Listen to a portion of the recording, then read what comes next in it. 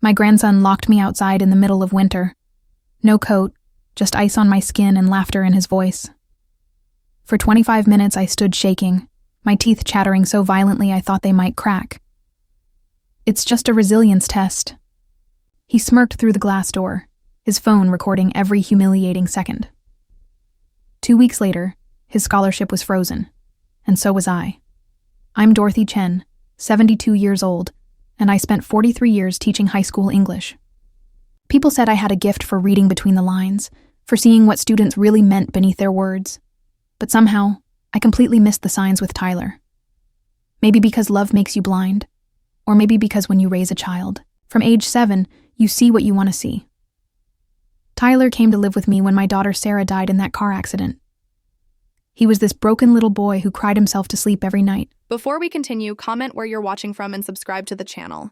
We'd love to see how far our stories are reaching. I thought if I just loved him enough, gave him everything he'd heal, and he did seem to heal. He grew tall, made good grades, got into medical school with a partial scholarship I was proud to supplement.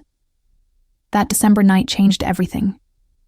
Tyler came home for winter break, and I'd made his favorite dinner, pot roast with those little potatoes. We were sitting at my kitchen table when the conversation turned to resilience. "You know, Grandma," he said, cutting his meat with unnecessary force. "Your generation doesn't understand real strength. You all had everything handed to you." I blinked, surprised. "What do you mean, sweetheart?" Something cold flickered in his eyes. "I mean, you never faced real challenges. Everything was easier back then. Jobs, houses, college, all just given. To you. Tyler, I worked 2 jobs to put your mother through school, then helped raise you while working full-time." "That's not real adversity," he interrupted sharply. "That's just normal life. You want to know what real resilience looks like? It's about pushing through when you're tested beyond your comfort zone." There was a meanness in his tone I'd never heard before, a cruelty from the boy who used to crawl into my lap during thunderstorms. "I think you need a real test, Grandma. Something to show you what actual toughness looks like." Before I could respond, he walked to the front door. I heard the lock click. He returned with his phone, camera already recording. "What are you doing?" I asked, confusion making my voice small. "Giving you a chance to prove you're not as weak as your generation seems to be." He gestured toward the back door. "Go outside. It's -5 degrees tonight. Let's see how long you can handle it." I stared at him, certain I'd misheard. "Tyler, what are you talking about?" "I'm talking about a resilience test. You're always going on about how tough things were in your day. Prove it. Go stand outside. No coat. Show me that backbone you're always talking about." The words hit me, like a physical blow. "Honey, I could get frostbite, hypothermia. I'm 72. Exactly. If you can handle it, maybe I'll believe those stories about how hard your generation had it." I looked into his eyes, searching for any sign of the child I'd raised. But there was nothing except cold amusement that made my blood freeze before I ever stepped outside. "Tyler, please don't do this," I whispered, but he was already moving toward me, grabbing my arm and guiding me toward the back door. Not roughly, he was too smart for that, but firmly enough that I understood this wasn't a request. The cold hit me like a wall when he pushed me outside. -5 degrees in nothing but my house dress and slippers. The wind cut through, the fabric like knives, and within seconds, my skin began burning with cold. I turned back, but Tyler was there, holding the door shut. Through the glass, I could see him clearly, phone still recording, that horrible smile on his face. "Tyler, please," I called out, my voice already shaking. "This isn't funny. I could die out here." "Come on, Grandma," he called back. "Show me that resilience you're always talking about." The first 5 minutes were agony. The cold was so intense it felt like fire. My teeth chattered so hard I feared I'd bite my tongue. I kept knocking, calling his name, begging him to let me in. But he just stood there, filming, occasionally laughing at my suffering. By 10 minutes, I couldn't feel my fingers or toes. My whole body shook so violently I could barely stand. The house dress might as well have been paper. I tried to huddle against the door for protection, but Tyler moved to get a better camera angle. "You're doing great, Grandma," he called out. "Just 15 more minutes." I looked at him through that glass door, this young man I'd loved more than my own life, and something inside me broke. Not from the cold, though that was becoming dangerous. Something deeper. The realization that the child I'd raised saw my suffering as entertainment. By 20 minutes, I was no longer knocking. I was leaning against the door to stay upright. My lips had gone numb, and I felt that dangerous drowsiness that I knew was a sign of hypothermia. My vision blurred around the edges. That's when I heard voices from inside. Tyler's friends had arrived. "Dude, what are you doing?" one asked. "Just giving my grandmother a reality check," Tyler replied with that horrible amusement. "She's always going on about how tough her generation is." "Isn't she really old?" 72, Tyler said, as if that was part of the joke. I heard laughter, then. Not just Tyler's, but from his friends too. They were all watching me freeze, and they thought it was funny. Finally, after 25 minutes, the door opened. I practically fell inside, legs barely supporting me. I was shaking so hard. I couldn't speak. All I could do was sink to the floor, trying to get feeling back. "See?" Tyler said to his friends, as if I wasn't there. "Tougher than she looks." They all went into the living room, leaving me on the floor, still shaking, still processing what had happened. The next morning, Tyler acted like nothing happened. He came down whistling, asked me to make pancakes. When I stared at him, he sighed with exaggerated patience. "Come on, Grandma, don't be dramatic. It was just a test. You proved your point about being tough, didn't you?" But I hadn't proved anything. What I'd discovered was that the grandson I'd loved more than life saw me as nothing more than entertainment. What I didn't know then was that Tyler had posted the video online with the caption, "Teaching Grandma about real resilience. LOL." The pneumonia hit 3 days later. I woke up that Wednesday morning with a chest that felt like someone had poured concrete into my lungs. Every breath was a struggle, and my body temperature was swinging between chills that made my teeth chatter and fevers that soaked my nightgown in sweat. When I tried to get out of bed, the room spun violently, and I had to grip the nightstand to keep from falling. Tyler had left the morning after his resilience test, claiming he needed to get back to campus early for some study group. He'd hugged me goodbye at the door, acting like the most loving grandson in the world, as if he hadn't spent 25 minutes torturing me in sub-zero temperatures just 2 nights before. "Take care of yourself, Grandma," he'd said, squeezing my shoulders. "And remember what we talked about. You're tougher than you think." The casual cruelty of it still took my breath away. Now, alone in my house with a fever climbing toward dangerous territory, I understood exactly how tough I really was. I managed to call my doctor's office, though my voice came out as barely a whisper. Dr. Martinez had been treating me for 15 years, and when I described my symptoms, her concern was immediate. "Dorothy, I need you to get to the hospital right now. Don't drive yourself. Call an ambulance." The ambulance ride was a blur of oxygen masks and worried voices. I remember thinking, as they wheeled me through the emergency room doors, that this was probably exactly what Tyler had hoped would happen. Maybe not consciously, but somewhere in that cold heart of his, he'd wanted to see just how far he could push his old, weak grandmother before she broke. Dr. Martinez met me in the ER, her face grim as she reviewed my chest x-rays. "You have pneumonia in both lungs, Dorothy. This is serious. We're going to need to admit you for at least a week, maybe longer." "How did this happen?" I asked, though I already knew the answer. She hesitated, clearly trying to find a gentle way to say it. "Prolonged exposure to extreme cold can severely compromise your immune system, especially at your age. Did you spend time outside recently without proper clothing?" I could have told her the truth then. I could have explained about Tyler's test, about being locked outside in negative 5-degree weather while my grandson filmed my suffering for entertainment. But something stopped me. Maybe it was shame. Maybe it was the last stubborn remnant of family loyalty. Or maybe I just wasn't ready to face the full magnitude of what had happened.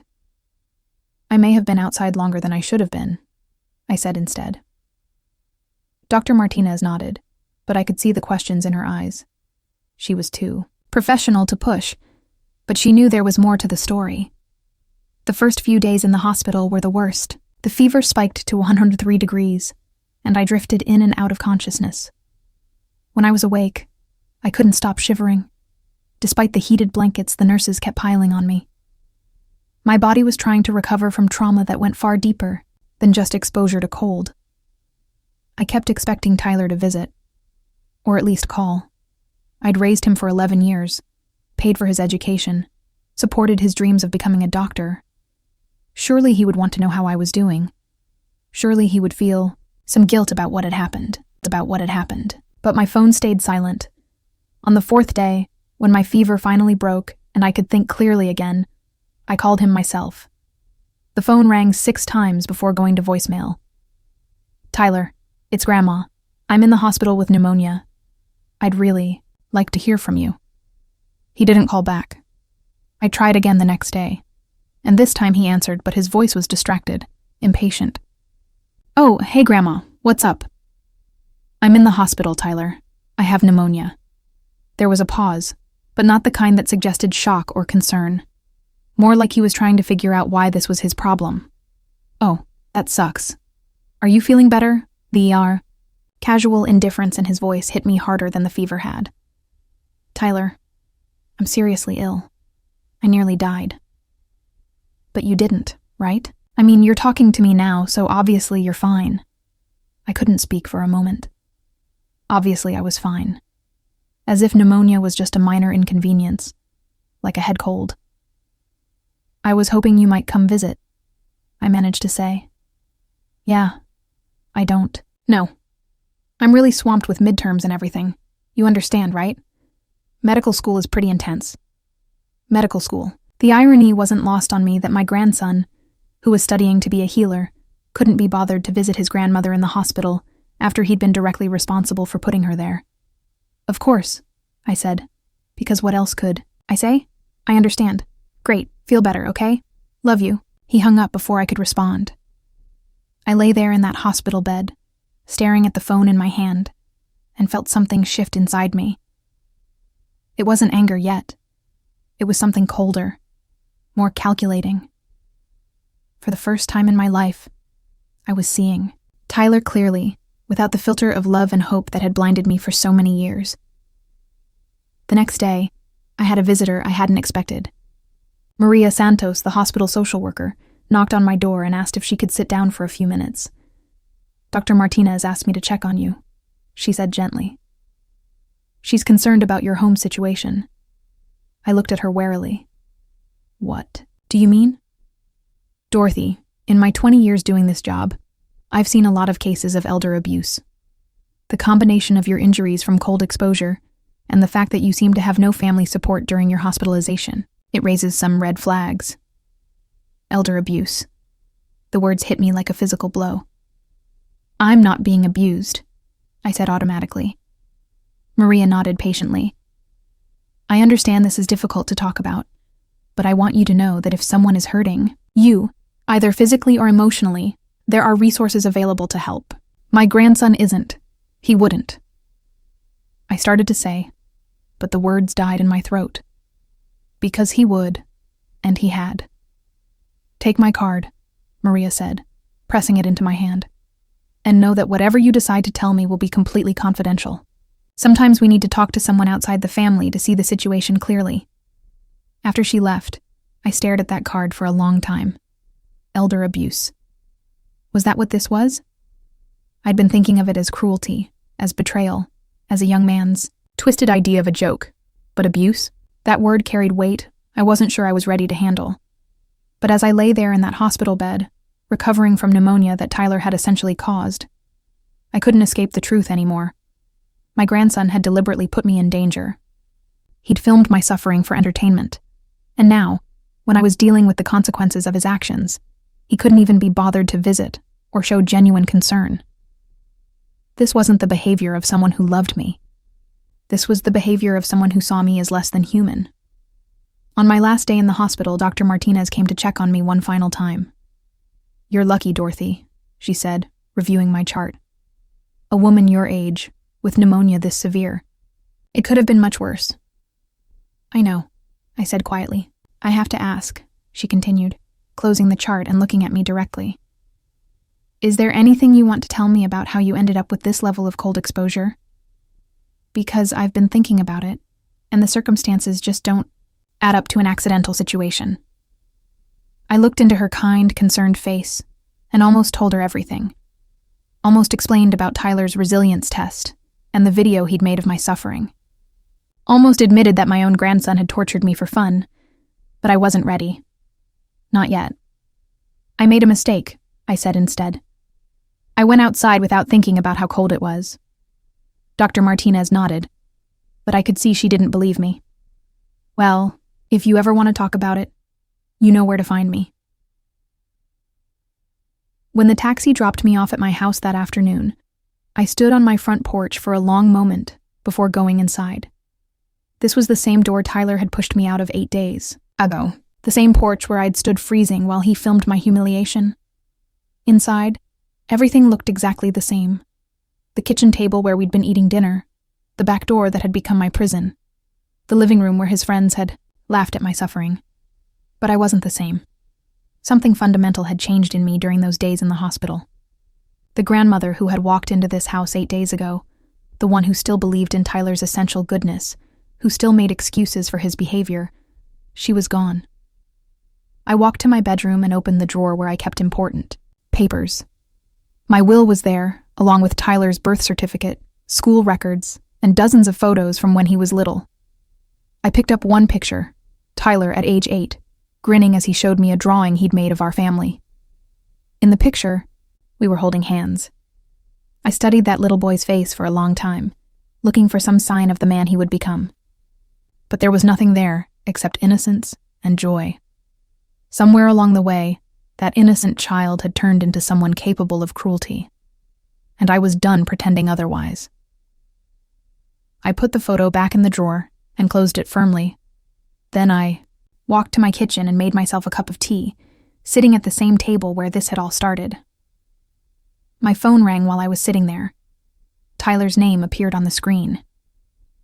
For the first time in his life, I let it go to voicemail. The voicemail Tyler left was exactly what I expected. "Hey, Grandma, just checking in. Hope you're feeling better. Call me back when you get a chance." His voice was casual, almost cheerful, as if I'd been in the hospital with a minor cold instead of life-threatening pneumonia that he'd caused. There was no urgency, no real concern, just the bare minimum of what he thought family obligation required. I deleted the message without calling him back. 2 days later, I was still moving slowly, my chest tight and my energy limited. I'd been home from the hospital for less than 48 hours when my doorbell rang. Through the window, I could see a woman about my age standing on my porch, holding what looked like a casserole dish. I opened the door to find Eleanor Walsh, from 3 houses down. We'd been neighbors for 15 years but had never been particularly close, just the occasional wave across the yard and small talk at the mailbox. "Dorothy," she said, her face creased with concern. "I heard you were in the hospital. I brought you some soup." "That's very kind of you," I said, accepting the dish. "Would you like to come in?" Eleanor hesitated. "Actually, there's something I need to talk to you about." We sat in my living room, the same room where Tyler's friends had gathered to laugh at my suffering just over a week ago. Eleanor seemed nervous, fidgeting with her purse strap. "I wasn't sure if I should say anything," she began slowly, "but I feel like you have a right to know." My stomach clenched. "Know what?" "My granddaughter Emma showed me something on her phone. Yesterday, a video of you." The words hit me like ice water. "What kind of video?" Eleanor pulled out her phone with shaking hands. "I'm so sorry, Dorothy. I don't know how many people have seen this, but..." She turned the screen toward me, and there I was, standing outside my back door in my house dress, shaking violently from the cold, banging on the glass while Tyler's voice could be heard clearly from behind the camera. "Come on, Grandma, show me that resilience you're always talking about." The video was about 2 minutes long, just highlights of my 25-minute ordeal, edited to show the most humiliating moments. Tyler's laughter was audible throughout, along with comments from his friends when they arrived. At the end, there was a close-up of my face when I finally came inside, my lips blue from cold, my eyes wide with shock and pain. The caption read, Teaching Grandma about real resilience. LOL. Old people think they're so tough but can't handle a little cold. Challenge completed. I watched myself on that screen, saw my own suffering reduced to entertainment, and felt something inside me turn to steel. How many people have seen this? I asked, my voice remarkably steady. Emma said it has over 50,000 views, Eleanor said quietly. She showed it to me because she recognized you from the neighborhood. Dorothy, I'm so sorry. What he did to you. It's unconscionable. 50,000 people had watched my grandson torture me. 50,000 strangers had seen me begging to be let inside my own house while Tyler laughed. The comments below the video, which Eleanor showed me despite my protests, were a mixture of cruel laughter and genuine concern. This is hilarious. Granny got owned. Dude, this is elder abuse. Not funny at all. She's acting like such a drama queen. It's just cold. Someone should call the police. This is sick. Tyler's a legend for this. I handed the phone back to Eleanor, my hand surprisingly steady. Thank you for showing me. Are you going to report this? What he did to you is abuse, Dorothy, and posting it online. She shook her head in disgust. I need some time to think, I said. After Eleanor left, I sat in my kitchen and stared at my phone. Tyler's number was right there in my contacts. I could call him, demand he take the video down, threaten to cut off his financial support if he didn't. But I realized something had fundamentally changed in me during those days in the hospital. I didn't want to negotiate with him anymore. I didn't want to give him chances to explain or apologize. I wanted him to face real consequences for what he'd done. I opened my laptop and began researching. Tyler was in his second year of medical school at State University, where I'd been, supplementing his partial scholarship with $2,000 per month. But more importantly, I discovered that the medical school had a strict code of conduct that included clauses about behavior that reflected poorly on the medical profession. I spent the rest of the day reading through the student handbook, the ethics guidelines, and the disciplinary procedures. Then I started making phone calls. The first call was to Dr. Patricia Williams, the Dean of Student Affairs at Tyler's medical school. We'd met briefly during Tyler's orientation, and she'd seemed genuinely interested in his success. Mrs. Chen, she said when I identified myself. How nice to hear from you. How is Tyler doing?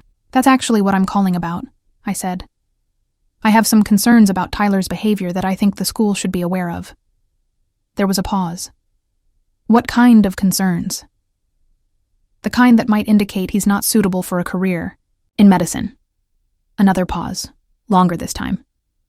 Mrs. Chen, would you be able to come in for a meeting? This sounds like something we should discuss in person.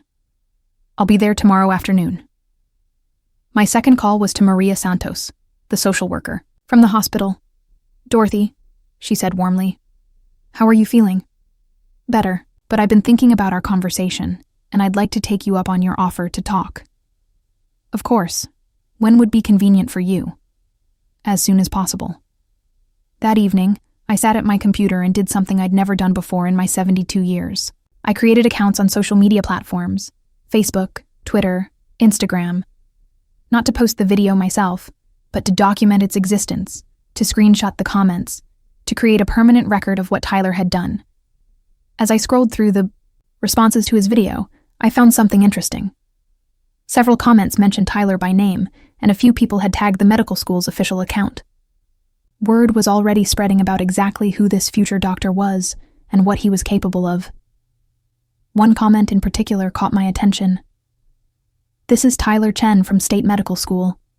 Someone should let them know what kind of people they're training to be doctors. The internet had already started to hold Tyler accountable in ways I never could have managed on my own. But I wasn't content to let strangers handle this for me. Tyler had made this personal when he decided to torture me for entertainment. Now I was going to make it personal right back. I picked up my phone and called him. This time, he answered on the first ring. Grandma, I was just thinking about you. How are you feeling? I'm feeling like someone who's been betrayed by the person she loved most in the world. A long silence. What do you mean? I saw the video, Tyler. Another silence, longer this time. When he spoke again, his voice had lost all its artificial warmth. Grandma, That was just a joke. I didn't mean anything by it. A joke? Tyler, I nearly died from pneumonia because of what you did to me, and you filmed it. You put it online for strangers to laugh at. Look, I'm sorry if you got sick, but that's not really my fault. You chose to go outside. The casual cruelty in his voice, the complete refusal to take responsibility, crystallized something in me. You're right, Tyler. It's not your fault. Because after tomorrow, you won't be my problem anymore. What's that supposed to mean? You'll find out. I hung up and immediately blocked his number. Then I opened my laptop and began typing a detailed letter to the medical school's ethics committee, complete with links to the video and screenshots of the comments. I attached medical records from my hospital stay, Dr. Martinez's report on my cold exposure injuries, and a timeline of events leading up to my illness. As I sealed the envelope that would change Tyler's life forever, I felt something I hadn't experienced in years. I felt powerful. The meeting with Dean Williams took place in her office overlooking the medical school campus. She was a woman in her 50s with kind eyes that turned hard as granite when I showed her Tyler's video. Mrs. Chen, she said after watching it twice, I want you to know that this behavior is completely antithetical to everything we try to instill in our medical students. I'm glad to hear that, I said, because I was beginning to wonder if cruelty was part of the curriculum. She didn't smile at my dark humor. Instead, she leaned forward, her expression grave. Can you tell me about the medical consequences of this incident? I pulled out the medical records I'd brought. I was hospitalized for 8 days with severe pneumonia in both lungs. My doctor said the prolonged cold exposure compromised my immune system to a dangerous degree. Dean Williams reviewed the documents carefully, and Tyler knew about your hospitalization. I called him while I was in the hospital. He said he was too busy with midterms to visit. Something flickered across her face. Disappointment, maybe, or disgust. Mrs. Chen, I need to ask you directly. Do you want to file a formal complaint against Tyler? I'd been dreading this question because I knew once I said yes, there would be no going back. But as I sat there in that office, surrounded by diplomas and awards celebrating medical excellence and compassion, the answer was clear. Yes. I want him held accountable for what he did. I understand this must be incredibly difficult for you, given your relationship with Tyler. It is, I admitted. But Dr. Williams, if Tyler can do this to someone who loves him, what will he do to patients he doesn't even know? The question hung in the air between us like a challenge. Dean Williams nodded slowly. You're absolutely right. I'll be initiating a formal investigation immediately.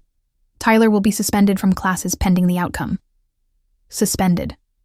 The word hit me with unexpected force. Part of me felt vindicated, but another part, the grandmother who'd raised him, who'd paid for his education, felt a stab of something that might have been grief. There's something else, Dean Williams continued. The video has been circulating on social media with tags to our school's accounts. We're already receiving calls from prospective students' families asking about our vetting process. I hadn't expected that. I'm sorry the school is being affected. Don't apologize. If anything, this is helping us identify a serious problem. Before Tyler progressed further in the program, she paused. Can I ask what made you decide to come forward? I thought about that question for a long moment. For 43 years, I taught high school students. I've seen what happens when young people with cruel tendencies aren't held accountable. They don't grow out of it. They just get better at hiding it. Dean Williams made some notes in Tyler's file. The investigation will take approximately 2 weeks. During that time, Tyler will not be allowed on campus or to attend classes. If the committee finds him in violation of our conduct code, he could face expulsion. Expulsion. Another word that hit harder than I'd expected. What happens to his scholarship if he's expelled? It would be terminated immediately, along with his enrollment. I nodded, trying to process the magnitude of what I'd set in motion. Tyler's entire future, the career he'd dreamed of since childhood, could be over in 2 weeks. When I left the medical school that afternoon, I felt lighter than I had in months. For the first time since that terrible night, I felt like I had some control over the situation. But Tyler wasn't going to accept this quietly. The first sign came that evening when my landline rang. I'd forgotten to block that number. What did you do? Tyler's voice was sharp, angry. All pretense of the loving grandson finally dropped. I told the truth, I said calmly. They suspended me. Do you understand what you've done? You've destroyed my entire future over a stupid joke. Tyler, you filmed yourself torturing a 72-year-old woman and posted it online for entertainment. The only person who destroyed your future is you. I didn't torture you. Stop being so dramatic. I was hospitalized for 8 days with pneumonia. That's not my fault. You're the one who went outside. The complete refusal to accept responsibility was stunning, even though I'd expected it. Tyler, you locked me out of my own house in sub-zero weather and refused to let me back in for 25 minutes. You filmed my suffering and posted it online. These are facts, not opinions. Nobody made you stay out there. You could have broken a window or called someone. I almost laughed at the absurdity. You think I should have broken into my own house to escape from you? I think you should have used some common sense instead of just standing there like a victim. Like a victim. As if being victimized by someone you love is a choice, a character flaw. I'm done with this conversation, I said. No, you're not. You're going to call the school and tell them you made a mistake. You're going to explain that you misunderstood what happened. The entitlement in his voice was breathtaking. Even now, with his future hanging in the balance, he believed he could simply order me to fix the consequences of his actions. I'm not doing any such thing. Yes, you are. Because if you don't, I'll make sure everyone knows what kind of person you really are. I'll tell them how you manipulated the situation, how you're trying to destroy my life because I hurt your feelings. Go ahead, I said. Tell them whatever you want. The video speaks for itself. Grandma, please. His voice suddenly shifted, becoming the wheedling tone he'd used as a child when he wanted something. I'm sorry, okay? I'm really sorry. I know I made a mistake, but you can't let them destroy my whole life over it. I'm not letting them do anything, Tyler. I'm simply refusing to lie for you anymore. But I'm your grandson. Doesn't that mean anything to you? For a moment, just a moment, I wavered. This was the child I'd raised, the little boy who used to fall asleep in my lap while I read him stories. The young man I'd sacrificed so much for, whose dreams I'd invested in both financially and emotionally. But then I remembered the look in his eyes as he'd filmed me begging to come inside. The laughter of his friends. The casual cruelty in his voice when he'd dismissed my hospitalization. Being my grandson means you should have treated me with love and respect, I said. Since you chose not to do that, you'll have to live with the consequences. I hate you, he said, his voice cold and vicious. I hate you, and I wish you had died in that hospital. The line went dead.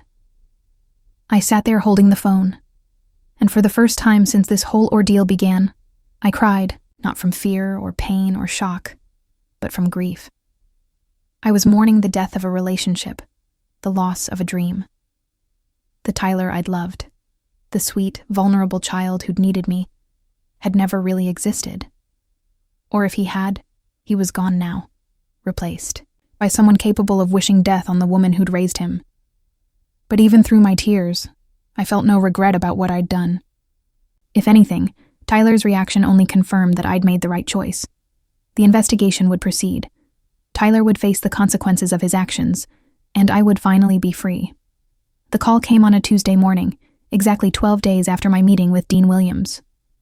Mrs. Chen, this is Dr. Patricia Williams. I wanted to personally inform you of the committee's decision regarding Tyler. I gripped the phone tighter. What did they decide? Tyler has been expelled from the medical program, effective immediately. His scholarship has been terminated, and he's been banned from reapplying to any medical school within the state university system. Expelled. The word hung in the air like a final judgment. I'd expected it, even hoped for it, but hearing it made felt momentous. The committee found his actions completely incompatible with the ethical standards required of medical professionals. Dean Williams continued. The fact that he showed no genuine remorse during his hearing only reinforced their decision. No remorse? I asked, though I wasn't surprised.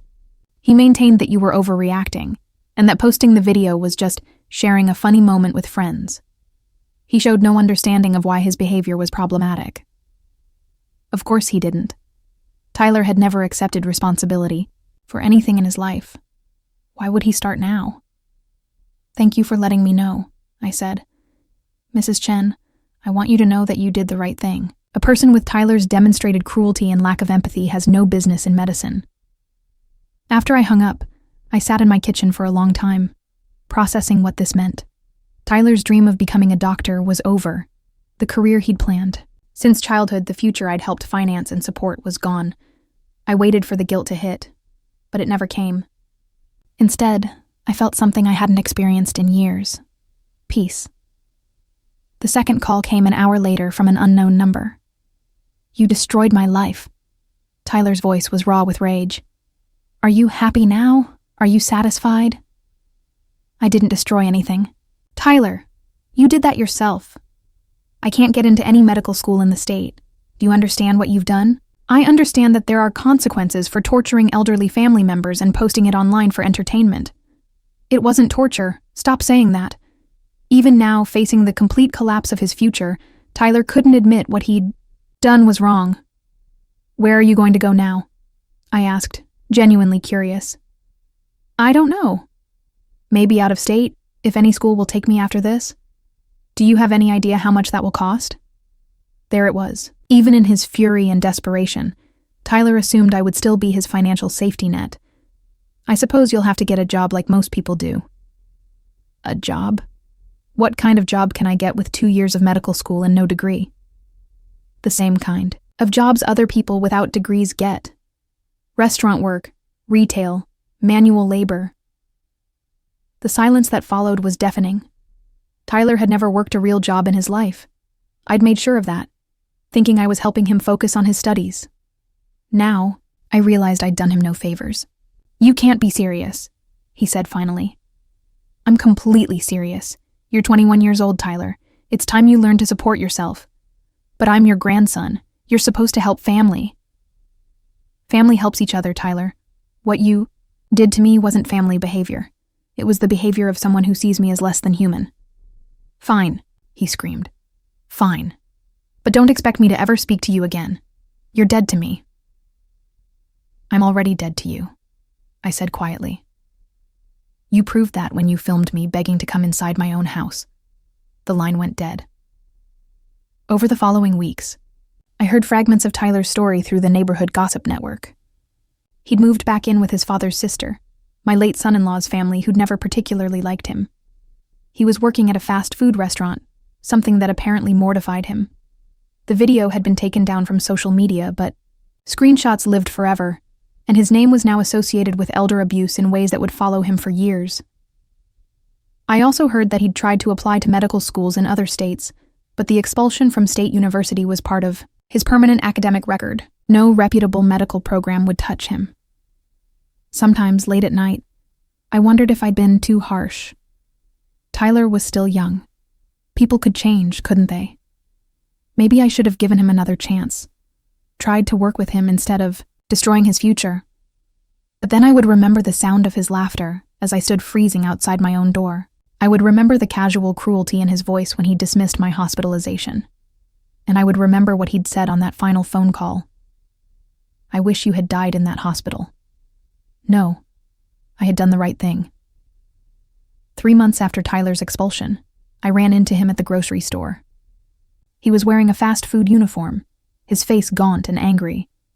When he saw me, his expression twisted with hatred. Happy now? He hissed as he passed me in the cereal aisle. I looked at him, really looked at him, and felt something unexpected. Not satisfaction, not guilt, but a kind of sad finality. I'm at peace, I told him. He stared at me for a moment, as if trying to understand what that meant. Then he turned and walked away. I finished my shopping and drove home to my quiet house, where no one would lock me outside in the cold, where no one would film my suffering for entertainment, where no one would wish death upon me for setting boundaries. For the first time in years, I was truly free. 1 year later, I was living a life I never could have imagined. It started small. Eleanor Walsh, my neighbor who'd shown me Tyler's video, began stopping by for coffee. Then Maria Santos, the hospital social worker, invited me to join a support group for seniors who'd experienced family abuse. I'd resisted at first. I didn't want to think of myself as an abuse victim, but the group became a lifeline. Sitting, In that circle every Thursday evening, listening to other women share their stories, I realized how common my experience was.